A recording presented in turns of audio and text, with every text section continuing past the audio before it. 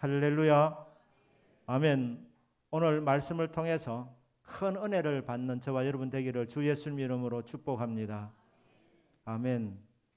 오늘 어버이 주일날 부모의 사명, 부모의 역할, 이런 차원에서 오늘 본문의 말씀을 통해서 우리가 은혜를 받고자 합니다.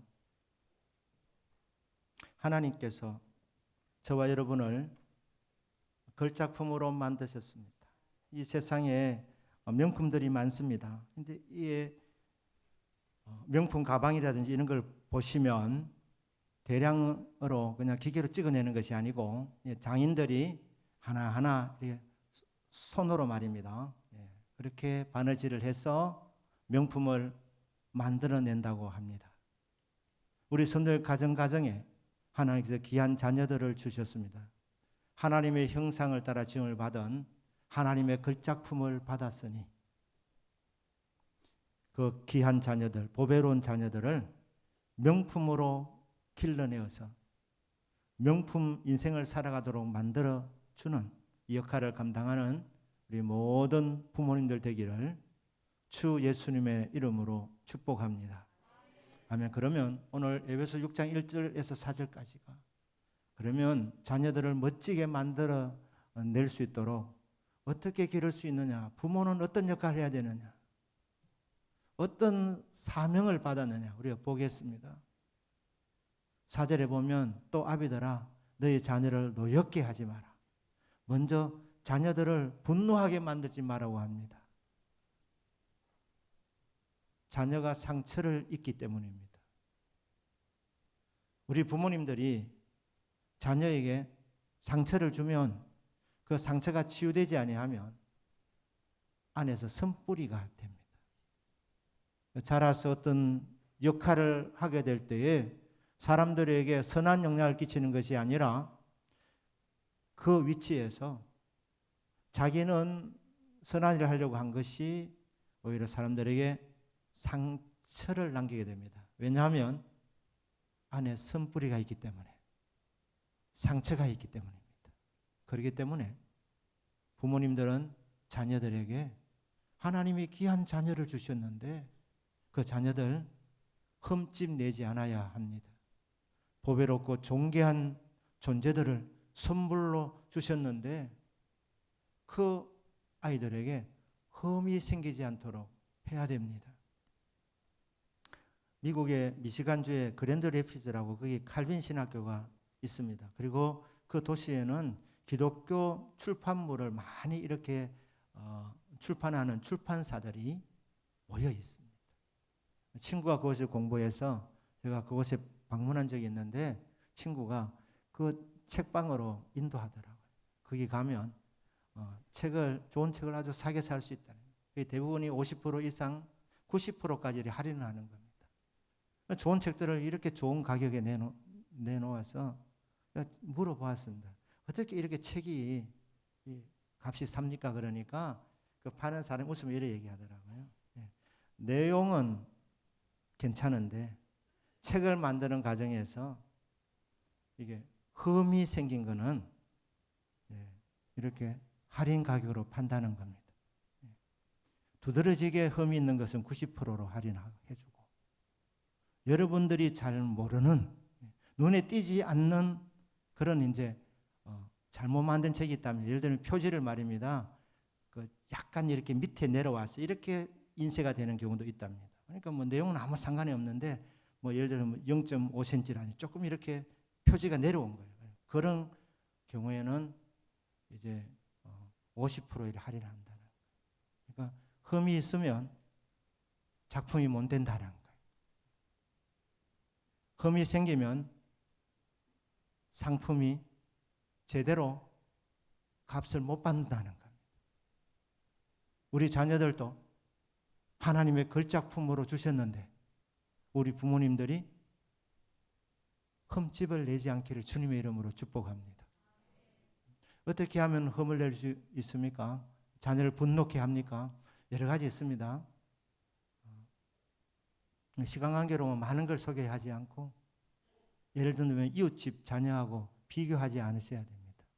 그럼 아이들이 상처받습니다. 아, 내가 비교를 당하고 있구나. 그러면 아무리 동기부여를 하기 위해서 이웃집 애를 본받으라, 니도 공부 열심히 해라, 이렇게 해도 마음은 점점 더 강팍해지게 되는 겁니다. 효과가 없게 되는 것입니다.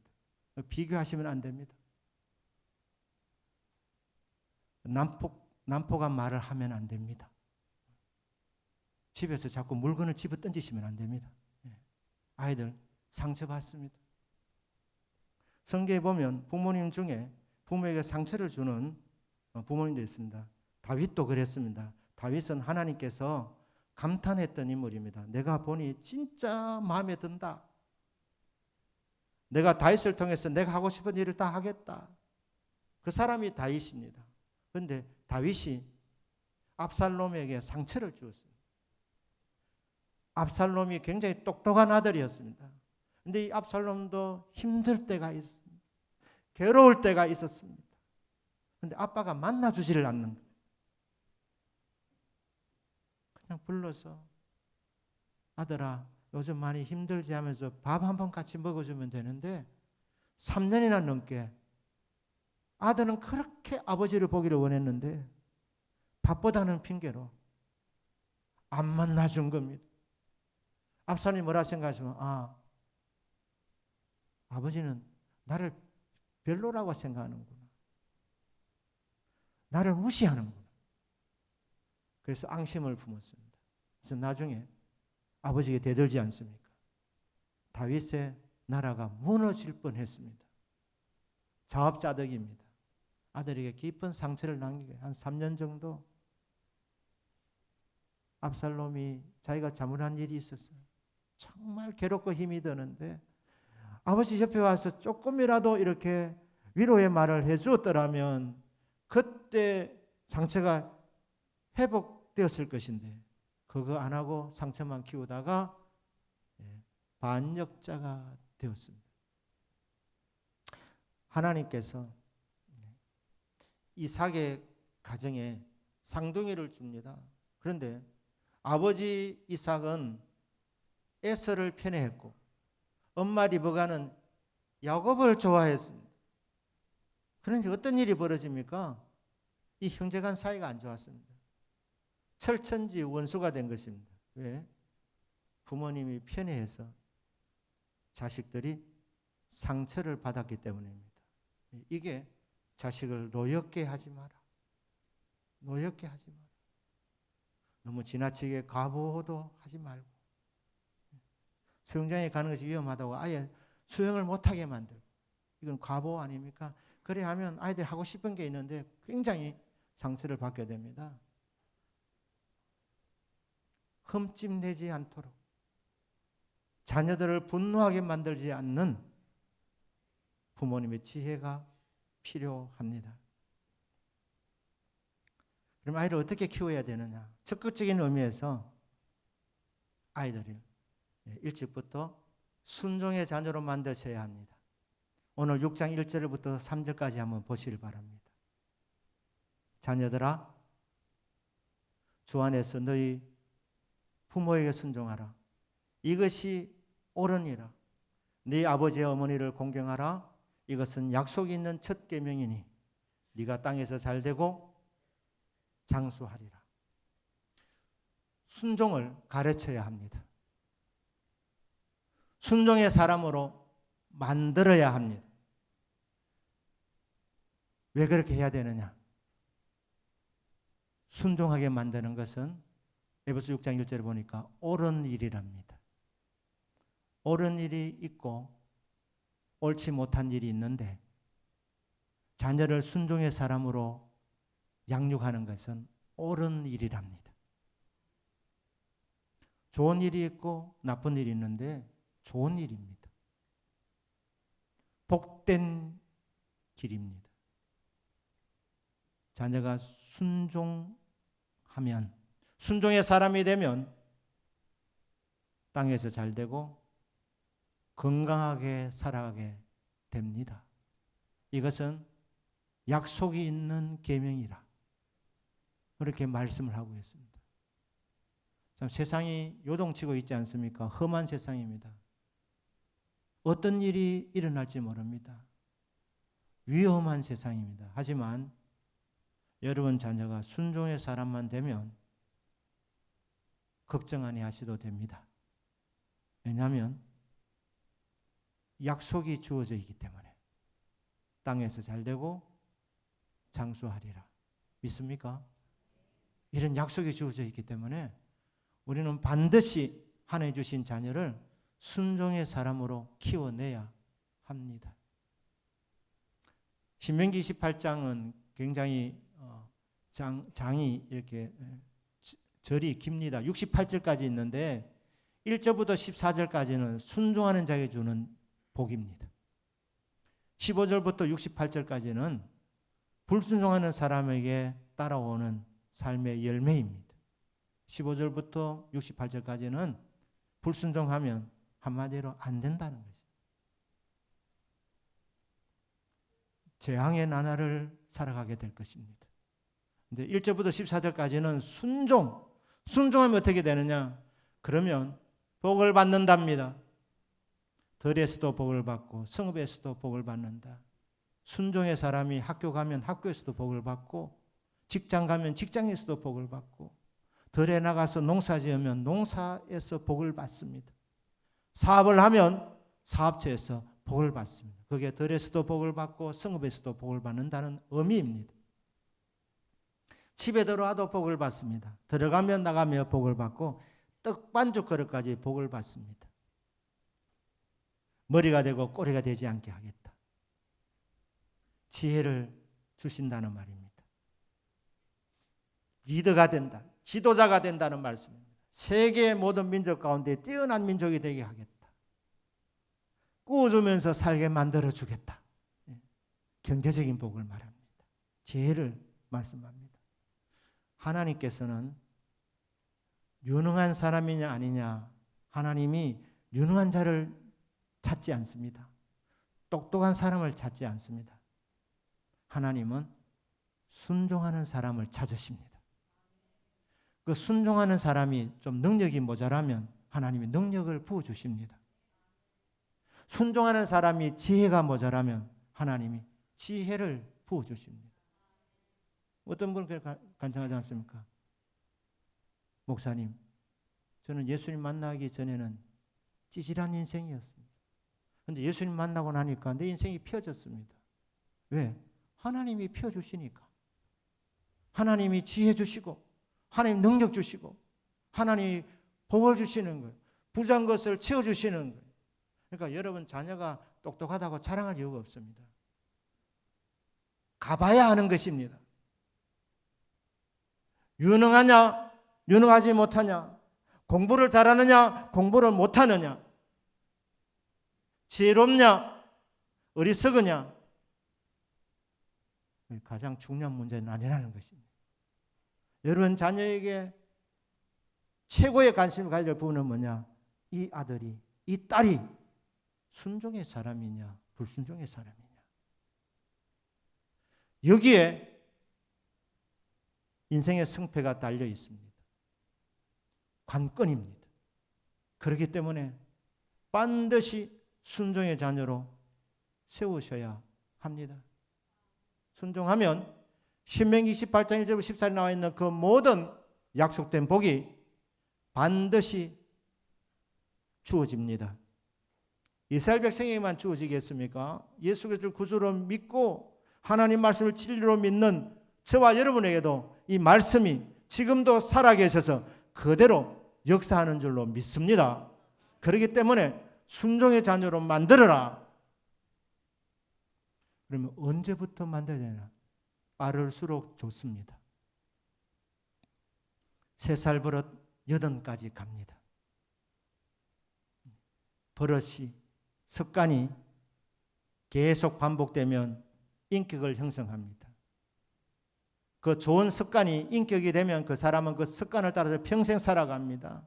어릴 때 순종의 사람이 되면 청소년 때도 순종적인 삶을 살고 청년의 때도 그렇고 중장년 때도 그렇고 80살이 되어서 노년의 때도 똑같이 순종적인 삶을 살아가게 됩니다. 그렇기 때문에 3살 버릇 8까지 가는 겁니다. 그러니까 3살 때부터 아예 순종의 사람을 만들어야 됩니다. 사람들은 이렇게 말합니다. 7살 전에 이미 인격이 거의 다 형성된다. 그럽니다. 그러니까 빨리 순종의 사람으로 만들어야 됩니다. 머리가 커지면 만들기가 더 힘이 듭니다. 빠를수록 좋구나. 마땅히 해야 할 길을 아이에게 가르치라. 그래야면 늙어서도 그것을 떠나지 아니하리라. 순종적인 사람으로 다 세워지는 그런 자녀들이 다 되기를 주 예수님의 이름으로 축복합니다. 아멘. 그런데 말을 안 들으면 어떻게 해야 되느냐? 말 안 들으면 어떻게 할 겁니까? 오늘 6장 4절에 보니까 또 아비들아 네 자녀를 노엽게 하지 말고 오직 주의 교훈과 훈계로 양육하라 그랬습니다. 말 안 들으면 훈계해야 됩니다. 훈계. 권면해야 됩니다. 타일러야 됩니다. 꾸중해야 됩니다. 그런데 이제 기독교 안에서 아이를 꾸중하고 타일러야 하는데 어디까지 할 수 있느냐, 어디까지 훈계해야 되느냐, 매를 댈 수 있느냐 없느냐. 성경은 뭐라고 말씀합니까? 매를 대라고 하십니다. 잠언서에서 이 훈계가 어떻게 의미가 되어 있는지 분명하게 말씀하고 있습니다. 잠언서 23장 13절 14절입니다. 우리 13절부터 읽겠습니다. 시작. 아이를 훈계하지 아니하려고 하지 말라. 채찍으로 그를 때릴지라도 그가 죽지 아니하리라. 네가 그를 채찍으로 때리면 그의 영혼을 소홀에서 구원하리라. 자, 다시 3절 띄워주기를 바랍니다. 아이를 훈계하지 아니하려 하지 마라. 여기 훈계가 뭡니까? 채찍으로 때리는 것을 훈계라고 말하는 거예요. 매질을 하는 거예요. 사랑의 회초리를 들어야 된다. 말 안 들으면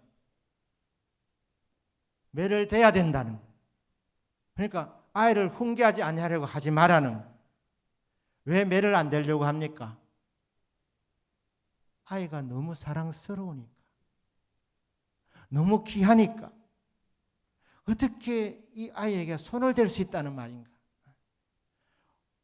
혹시 매를 댐을 통해서 아이가 상처를 받으면 역효과가 나니까 사랑하기 때문에, 아끼기 때문에 매를 안 대려고 하는 겁니다. 그러나 뭐라고 말합니까?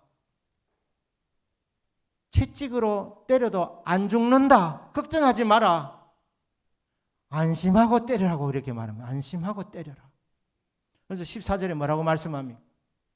네가 그를 채찍으로 때리면 그의 영혼을 소홀에서 구원하리라. 여러분 자녀가 정말 눈에 넣어도 아프지 아니하는 정말 보배로운 존재지만 태어날 때 아담의 원죄를 갖고 태어난 죄인으로 났습니다. 죄 짓는 거 안 가르쳐도 죄는 쉽게 짓습니다. 왜냐하면 죄인으로 났기 때문입니다. 그거 그대로 두면 어디로 갑니까? 지옥 갑니다. 지옥 갑니다. 소울, 지옥에서 건져내야 됩니다. 지옥에서 구원해야 됩니다. 여러분 자녀가 말을 안 들으면 여러분 눈에 보이지 않습니까? 이 자녀가 지금 어디로 가고 있습니까? 안 되는 길로 지금 가고 있는 겁니다. 파멸의 길을 걸어가고 있는 거예요.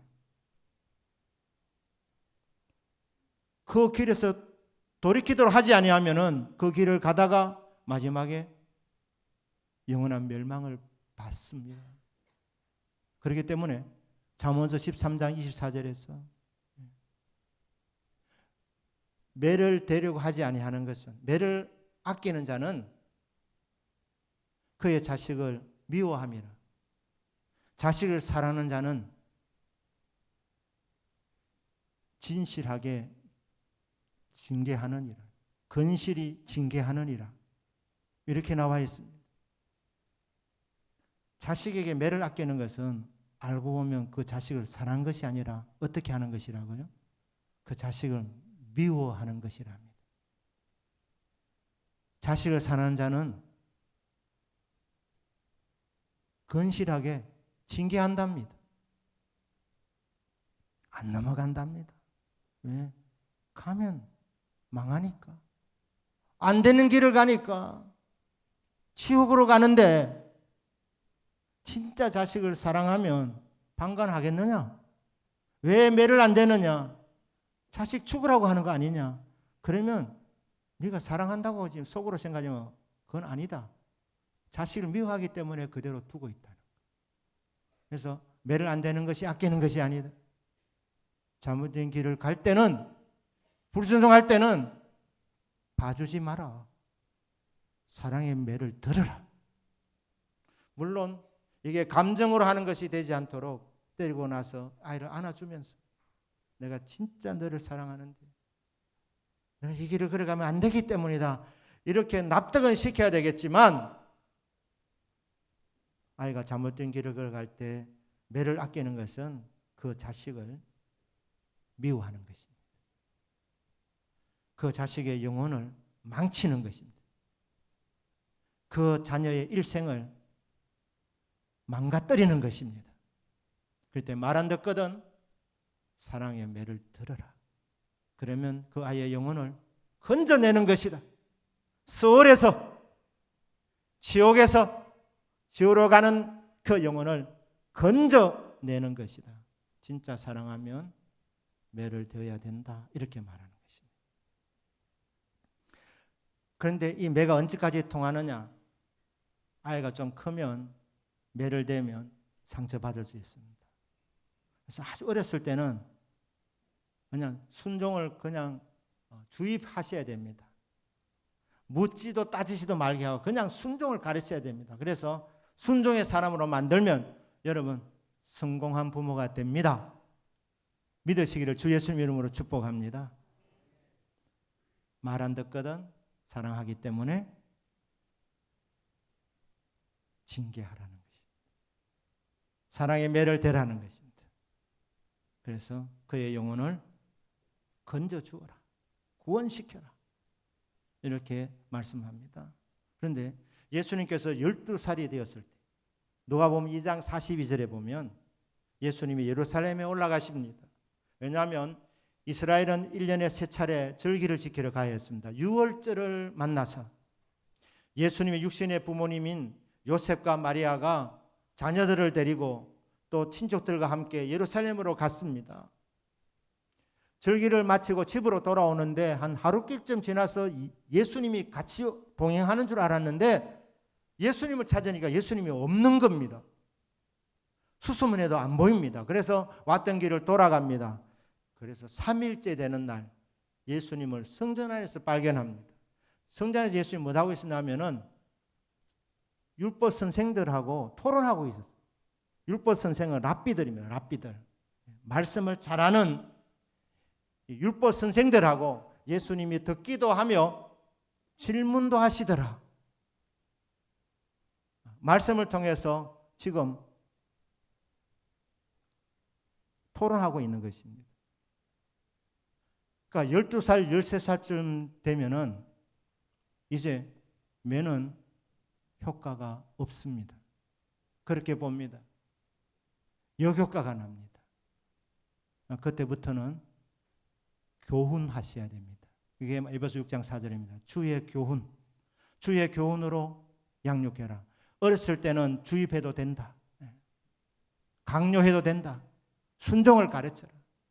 순종하게 만들면 성공한다. 그런데 머리가 좀 굵어지거든 주입식으로는 이제 안 통할 때가 있다. 그럼 어떻게 되느냐? 스스로 깨닫도록 교육시켜라. 가르쳐라는 거죠. 소재는 하나님의 말씀입니다. 물론 세상 지식, 세상 교훈도 소홀히 해서는 안 되겠지만 성경책은 우리에게 구원을 주는 구원의 책이면서 우리 삶의 모든 원리가 여기에 다 담겨져 있습니다. 그렇기 때문에 12살, 13살 되면서부터는 성경을 가르치라는 거예요. 부지런히.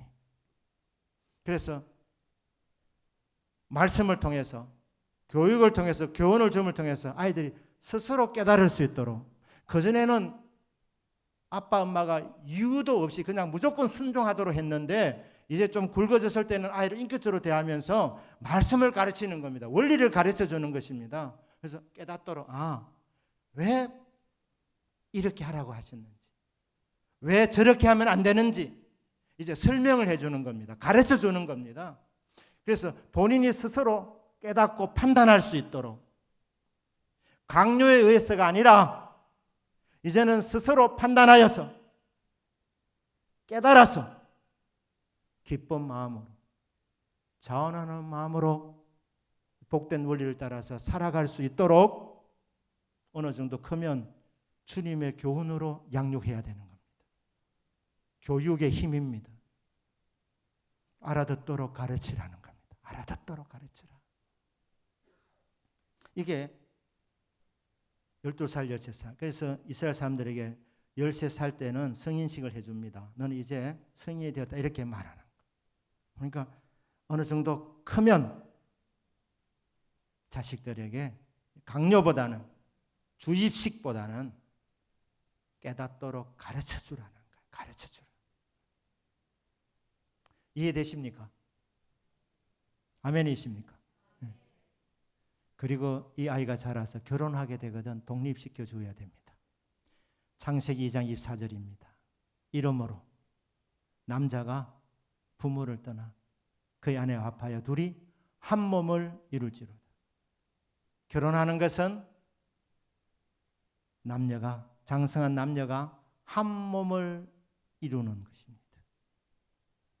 그런데 둘이 한 몸을 이루기 전에 먼저 무엇을 해야 됩니까? 부모를 떠나야 합니다.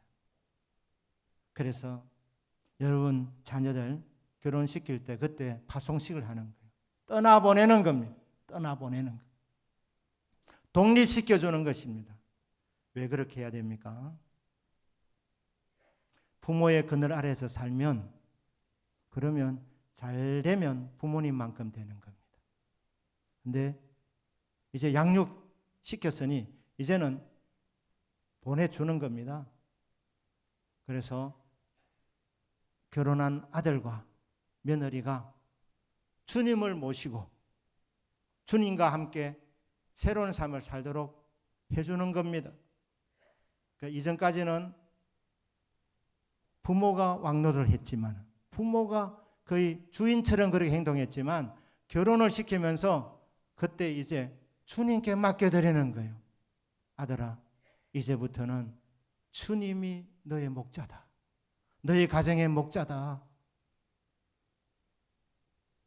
육신의 부모가 길러주는 것하고 하나님이 길러주는 것하고 어떤 삶이 더 성산이 있는 삶일 것 같습니까? 진짜 사랑하면 보내줘야 되는 것입니다. 부모가 재산이 많아서 자녀에게 많은 것을 물려줄 수 있다 하더라도 거기도 다 그래도 한계가 있습니다. 한계가 있습니다. 부모의 그늘에서 벗어나지 못합니다. 그러나 보내면 이제 주님을 주인으로 모시고 부부가 어려운 문제가 생기면 기도하며 하나님께 여쭤보는 거예요. 혹 부모님에게 의논을 하러 오면 상담해 주실 수 있습니다. 하지만 꼭 물어보셔야 됩니다. 아내와 먼저 의논했는지, 남편과 먼저 상의했는지. 왜? 이제는 이 가정의 가장이 남편이기 때문에, 부모가 그 가정의 가장이 되어서는 곤란한 것입니다. 그리고 그 가정의 진짜 주인은 주 여호와 하나님이십니다.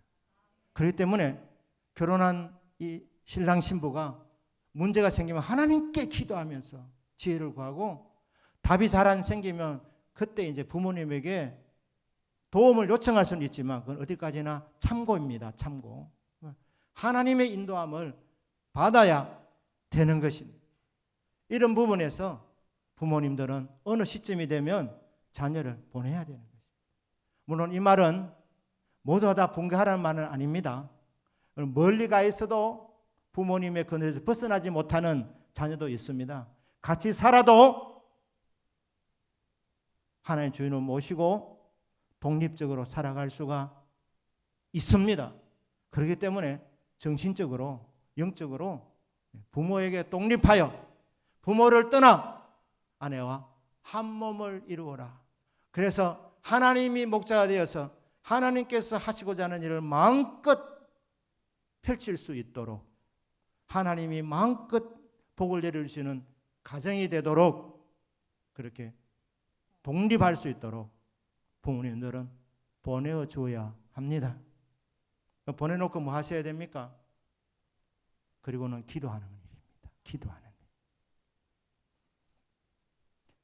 교육하는 것보다도 기도의 효과가 훨씬 더 큽니다.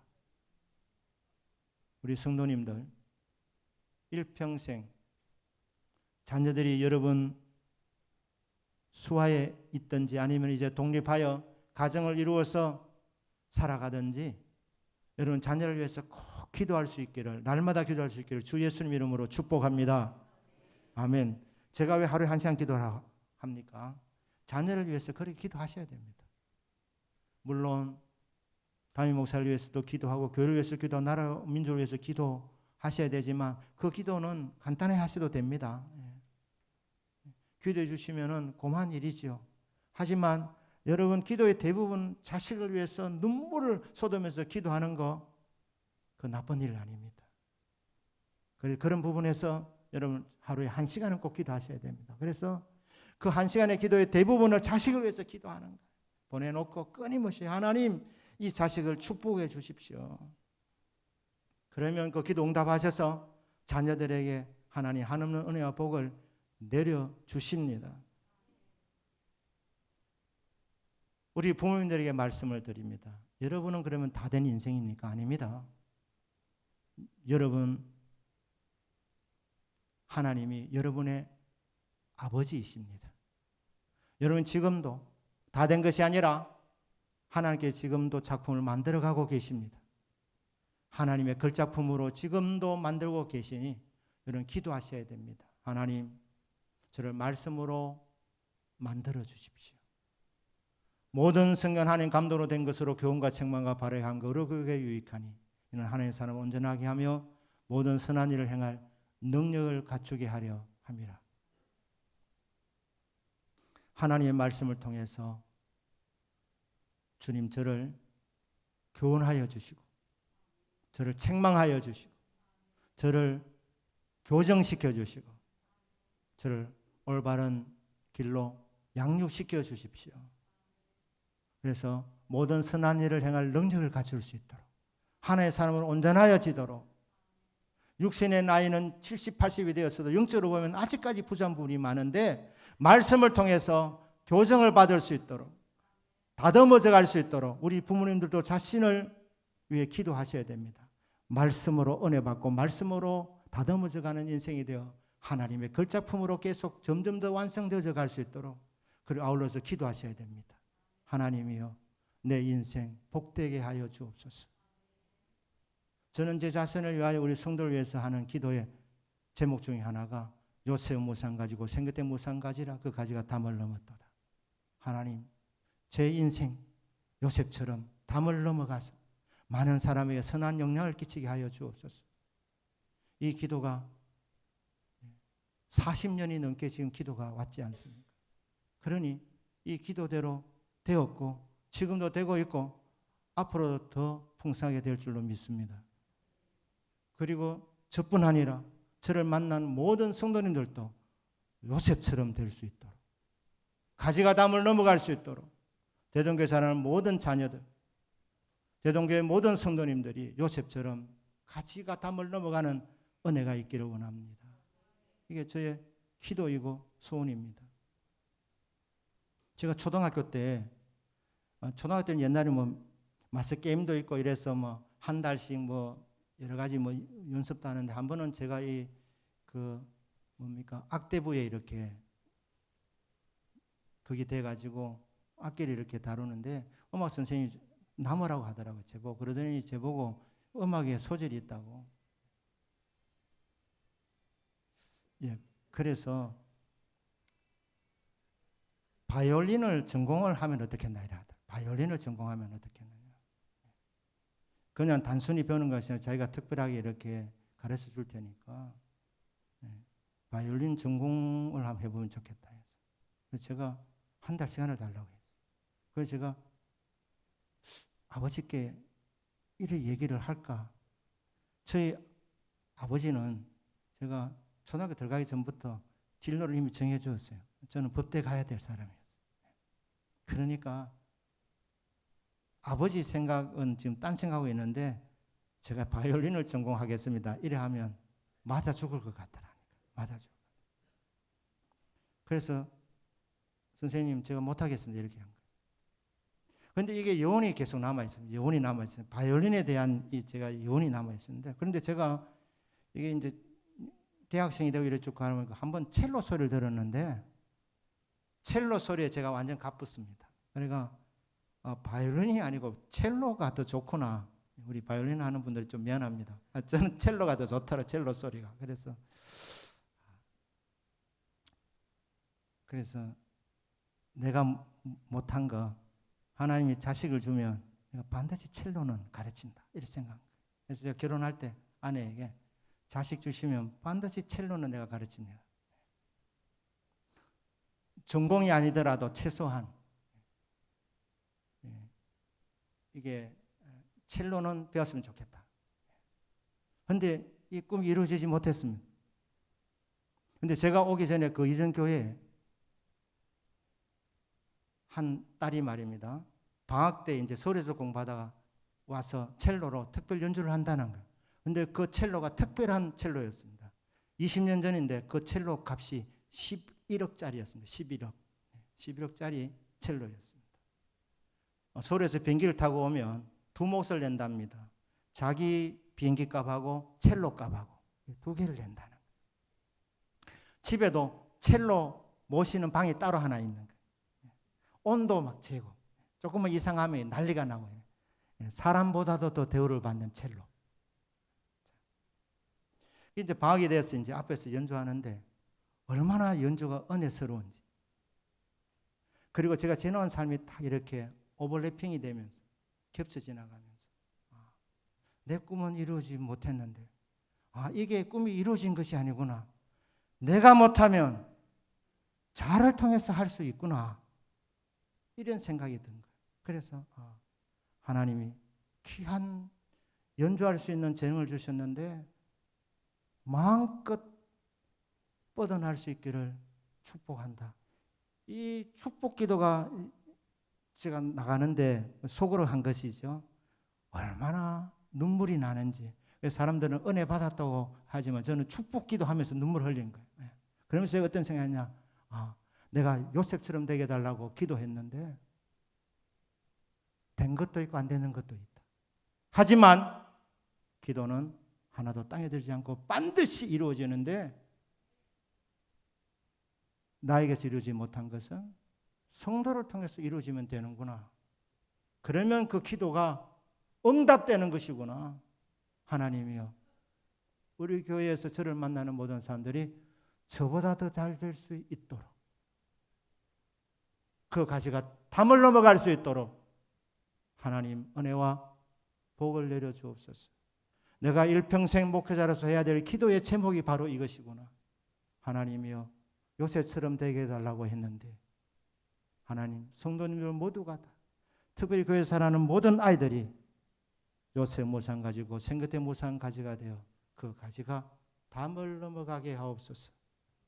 선한 영향력을 끼치게 하여 주옵소서. 하나님, 우리 기도를 반드시 들어주십니다. 저와 성도님의 기도를 통하여서 특별히 교회 자라는 모든 아이들이 영육간의 복을 받고 선한 영향을 끼칠 수 있는 하나님의 사람들이 될 수 있도록 끊임없이 기도로 축복하고 기도로 격려하는 모든 부모님들, 우리 모두가 되기를 주 예수님의 이름으로 축복합니다. 아멘. 기도하겠습니다.